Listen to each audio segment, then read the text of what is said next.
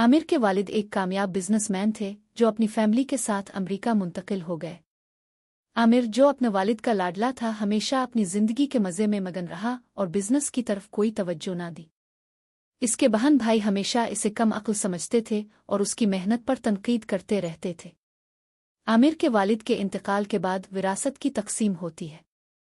इसके बहन भाई अपनी मर्जी से अमेरिका की तमाम जायदादें और फैक्ट्रियां आपस में बांट लेते हैं, जबकि आमिर को पाकिस्तान में मौजूद एक पुरानी हवेली दे दी जाती है।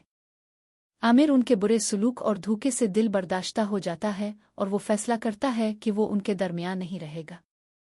इसके बहन भाइयों की हिर्स और लालच के बावजूद वो पाकिस्तान वापस आकर हवेली में जिंदगी गुजारने लगता है।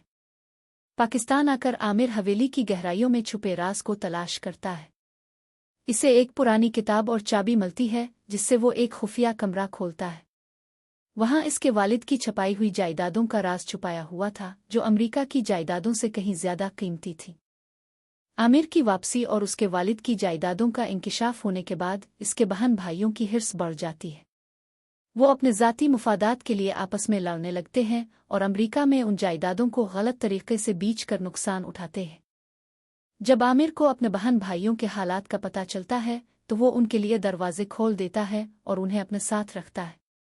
वो जानता है कि दुनिया में हर शख्स को दूसरों के लिए एक मौका मिलना चाहिए, चाहे इसने माजी में कैसा सलूक किया हो। ये कहानी पैगाम देती है कि दुनिया में हिर्स और लालच कभी कामयाबी का रास्ता नहीं बुनती। जब हम सब एक दूसरे के साथ होते हैं तो हम सब की कामयाबी में हिस्सा डालते हैं।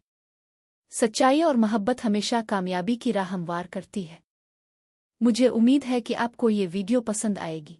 बराए मेहरबानी हमारा यूट्यूब चैनल आसिफ बरखया सब्सक्राइब करें। इस वीडियो को अपने मजीद दोस्तों के साथ शेयर करें। हमारी वीडियोस को लाइक करें, अपनी तजावीज़ शेयर करें और अपना ताउन दिखाएं।